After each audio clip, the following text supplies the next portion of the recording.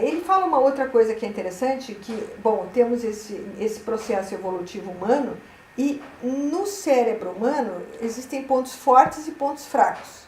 Os pontos fortes é o processamento paralelo de 100 bilhões de neurônios, o que dá 100 trilhões de conexões simultâneas aproximadamente. Vejam, processamento paralelo.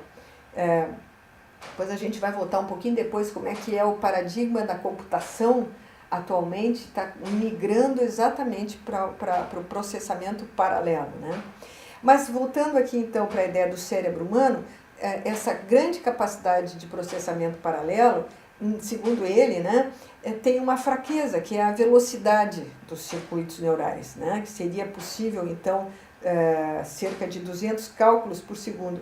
Ele fala, para problemas que exijam extenso processamento sequencial, o cérebro humano é apenas medíocre. Vejam, processamento paralelo, processamento sequencial. O tempo que o cérebro humano vai fazer uma atividade de computação depois da outra, e esse é um tempo muito lento, e a gente vai tentar depois então entender que ele vai dizer que a computação tecnológica será mais rápida nesse sentido. Então, a velocidade dos neurônios dos mamíferos é lentíssima, e se a velocidade for um indicador de inteligência, diz ele, a evolução é só um pouquinho mais inteligente do que essa ideia da entropia, que é a disseminação ampliação da desordem, né? Então, a inteligência seria essa a ordem. O processo evolutivo da computação, nesse sentido, seria mais rápido e, portanto, mais inteligente do que o processamento do processo evolutivo humano, ok? Dos neurônios, inclusive, dos mamíferos.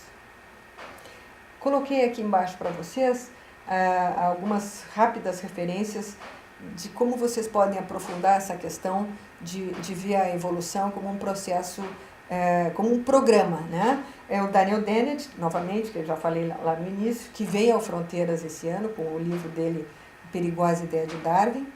É um livro que aparentemente está esgotado, mas procurem antes da vinda dele para poder compreender melhor. E também o Steven Pinker, Como a Mente Funciona, que veio ao Fronteiras no ano passado, que faz essa integração de relatar os modelos computacionais da mente e também dos processos evolutivos, tá? Então, vejam, a evolução é um programa e a velocidade dos neurônios humanos, segundo ele, é menor do que a velocidade dos processos evolutivos da computação. Então, sintetizando aqui para vocês, né? A evolução é um programa, o processo evolutivo da computação é mais rápido, a lei dos retornos acelerados diz que o processo evolucionário da computação não tem limites, né? E ele diz, então, que antes do final do século XX, os seres humanos não serão os mais inteligentes, a espécie mais inteligente do planeta. Por quê?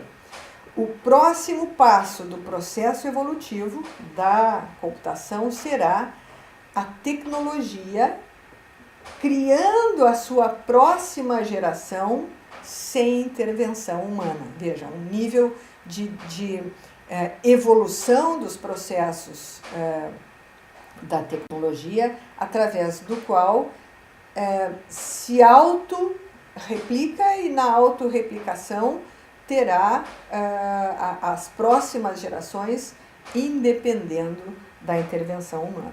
De novo, pessoal, não concordem ou discordem, vamos pensar um pouquinho. Então, tentando ser um pouquinho mais rápida para a gente não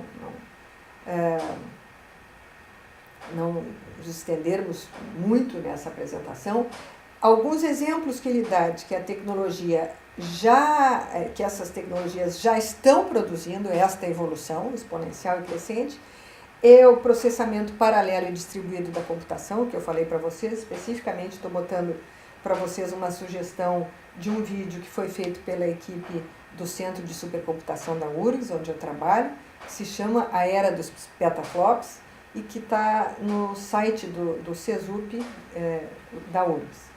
Bom, além de processamento paralelo e distribuído, que amplia, potencializa a capacidade computacional das máquinas, né?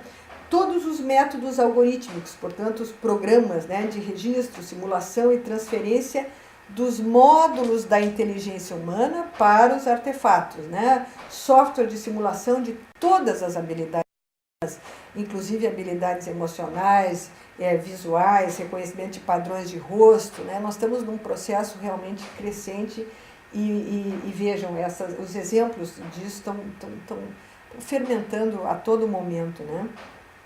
Os algoritmos genéticos e os outros tipos de aprendizado de software e de máquina, né? Que são as formas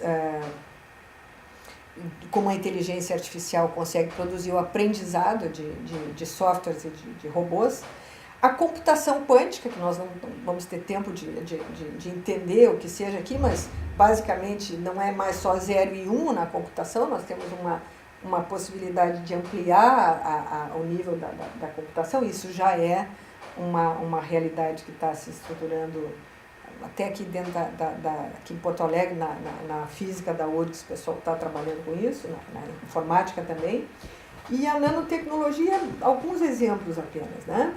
E as aplicações dessas tecnologias que já estão produzindo essa evolução, por exemplo, todas essas funcionalidades das redes de comunicação que se dão através dessas interfaces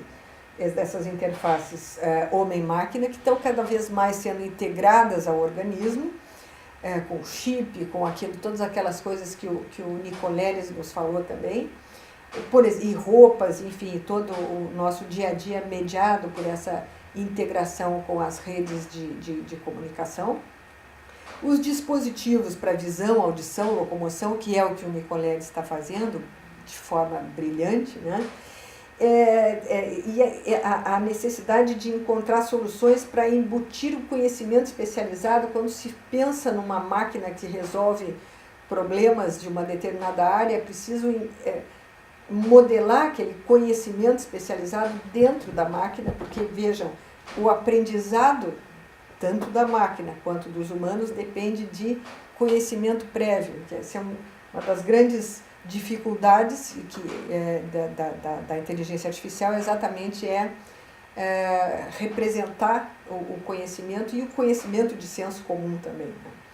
E a engenharia reversa do design do cérebro humano, e também já há projetos estruturados nessa área, e toda a parte de registro e transferência de informações biológicas, de memória, de genética, para os artefatos sintéticos e robóticos. E a gente teve há poucos dias aquela notícia do Craig Venter conseguindo passar a informação genética de uma célula para outra e produzindo reprodução. É disso que nós estamos falando, quer dizer, essas são as tecnologias que começam a ser incorporadas no nosso dia a dia e que vão modificar todas as formas de todas as áreas do tratamento, da medicina, do aprendizado, enfim, de todas as áreas do conhecimento.